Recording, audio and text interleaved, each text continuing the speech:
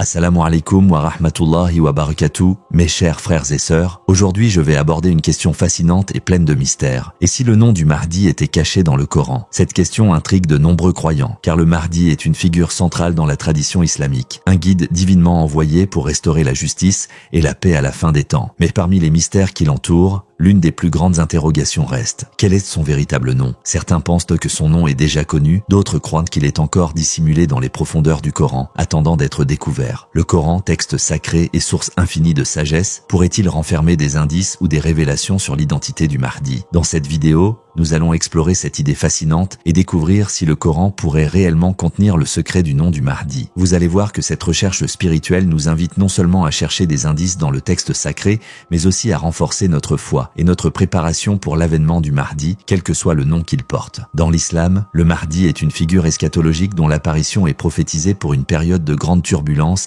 et de chaos dans le monde. Beaucoup de croyants attendent impatiemment son arrivée, car il est vu comme celui qui restaurera l'ordre, la justice et la paix avant le jugement dernier. Cependant, bien que sa venue soit attendue, son nom exact demeure un mystère pour beaucoup. La question que l'on se pose souvent est: est-ce que le Coran révèle un indice sur ce nom? Tout d'abord, il est important de noter que le Coran ne mentionne pas directement le nom du Mahdi. Cependant, de nombreux savants et chercheurs ont suggéré que des versets du Coran pourraient contenir des allusions ou des références indirectes à sa personne. Par exemple, certains croient que certains versets pourraient désigner des caractéristiques liées au Mahdi, comme le rétablissement de la justice et la lutte contre les oppresseurs. Mais est-ce que cela peut être interprété comme une révélation directe de son nom? Le Coran, tout en étant un guide complet pour les musulmans, ne mentionne pas explicitement le nom du Mahdi. Toutefois, plusieurs hadiths, paroles et actions du prophète Mohammed nous renseignent sur les caractéristiques de cette figure eschatologique. Les musulmans s'accordent à dire que le Mahdi apparaîtra dans les derniers jours pour instaurer la justice et la paix. La question qui se pose alors est: le nom du Mahdi est-il mentionné dans des révélations indirectes, peut-être dans les subtilités du Coran? Certains chercheurs suggèrent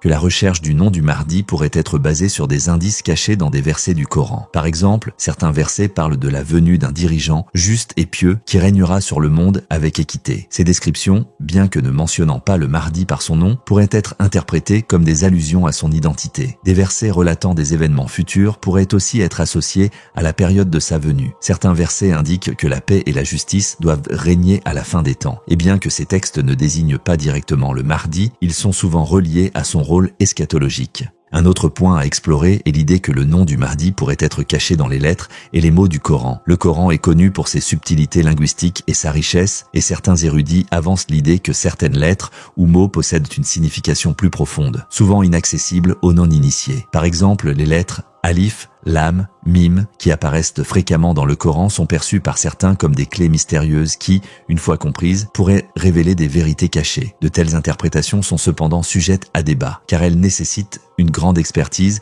et une compréhension spirituelle profonde. Le Coran est un texte riche et complexe, souvent compris à travers des exégèses et des interprétations qui varient selon les écoles de pensée islamiques. La question de savoir si le nom du Mahdi est caché dans le Coran peut aussi être abordée à travers les principes de l'interprétation coranique ou tafsir. Ces interprétations visent à révéler des significations profondes des versets qui ne sont pas toujours évidentes à première vue. En cherchant à comprendre le lien entre les signes et les événements eschatologiques dans le Coran, certains chercheurs avancent l'idée que des allusions indirectes au Mahdi se cachent dans des versets prophétiques. Certaines interprétations suggèrent que le Coran contient des prophéties concernant la venue d'un sauveur à la fin des temps. Bien que le nom du Mahdi ne soit pas mentionné directement, des versets faisant référence à l'établissement de la justice, à la purification de la terre des injustices et à la victoire du bien sur le mal sont souvent interprétés comme des signes de sa venue. L'idée que des indices cryptés pourraient être présents dans ces versets n'est pas nouvelle, et elle se base sur l'idée que certains messages sont destinés à être compris seulement au moment approprié de l'histoire. L'un des versets souvent cités par les partisans de cette théorie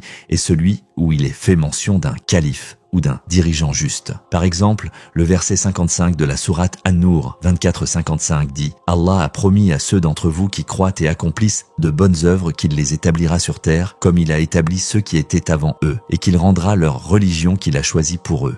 Ce passage est vu comme une promesse divine que la justice régnera, une caractéristique essentielle du règne du Mahdi. Une autre approche pour découvrir des allusions au Mahdi dans le Coran pourrait consister à analyser la structure des versets eux-mêmes. Certains croient que le nom du Mahdi pourrait être révélé par la combinaison des lettres arabes ou des mots qui se répètent d'une manière particulière à travers le Coran, une approche souvent appelée science des lettres ou ilm al-huruf. Ce domaine de recherche se concentre sur la signification cachée derrière les lettres arabes et les combinaisons qu'elles forment dans les versets du Coran, offrant ainsi une autre voie potentielle pour la découverte d'informations cachées. L'interprétation des signes eschatologiques dans le Coran est donc un domaine qui continue de susciter débat et réflexion. Si le nom du Mahdi n'est pas directement mentionné, certains croient que des éléments subtils, des descriptions prophétiques et des allusions cryptées existent et que le Coran contient des réponses qui attendent d'être décryptées, à la lumière des événements qui se dérouleront dans l'avenir. L'islam a une tradition profonde d'interprétation mystique et ésotérique où des symboles et des signes sont souvent perçus comme des indications divines qui se révèlent avec le temps. Le nom du Mahdi, selon certains érudits et mystiques, pourrait être caché dans les versets coraniques d'une manière subtile et symbolique,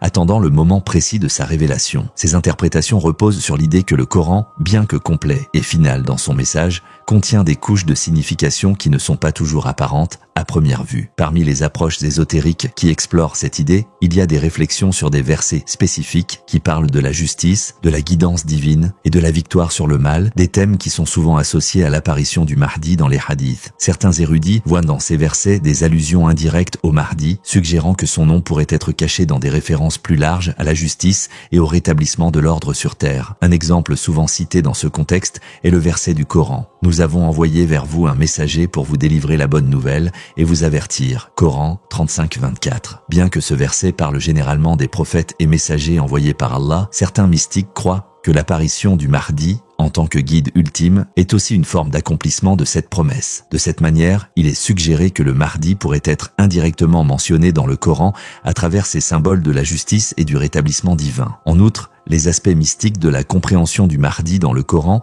ne sont pas limités à des simples interprétations littérales. Pour les soufis et d'autres écoles de pensée ésotériques, l'idée que le Mahdi possède une sagesse cachée dans le texte coranique s'inscrit dans la tradition d'un savoir caché, ilm al-batin, où certaines vérités ne sont révélées qu'à des moments spécifiques de l'histoire. C'est ainsi que certains croient que le nom du Mahdi pourrait être entrelacé avec des codes, des chiffres ou des structures grammaticales dans le Coran, attendent d'être découverts lorsque l'époque appropriée arrivera. D'autres érudits, en particulier parmi les musulmans chiites, sont convaincus que le Mahdi est déjà né et que son nom est déjà connu dans les sphères spirituelles, mais que sa révélation publique viendra à l'heure prévue par Allah. Ce point de vue est soutenu par la croyance que le Mahdi est en occultation et qu'il reviendra au moment où les conditions mondiales seront prêtes pour sa mission. La conclusion sur le secret du nom du Mahdi dans le Coran met en lumière une réflexion spirituelle profonde. Dans cette perspective, la révélation du Mahdi est vue comme un moment divin où les signes cachés dans les textes sacrés seront enfin compris par ceux qui sont prêts à recevoir la vérité. Bien que le nom du Mahdi puisse sembler dissimulé dans les textes islamiques, cela fait partie d'un plan divin plus large qui se déroule progressivement. Les croyants sont appelés à cultiver une perspicacité spirituelle et à se préparer intérieurement à reconnaître ce guide divinement désigné lorsque le moment viendra. En fin de compte, le secret du nom du Mahdi est bien plus qu'une simple question de mystère ou de spéculation. C'est une invitation à renforcer sa foi, à approfondir la compréhension des enseignements islamiques et à être prêt à reconnaître la vérité lorsqu'elle se manifestera. C'est aussi un appel à chercher la lumière divine dans les ténèbres de ce monde et à se préparer à accueillir celui qui viendra restaurer la justice et la paix sur terre.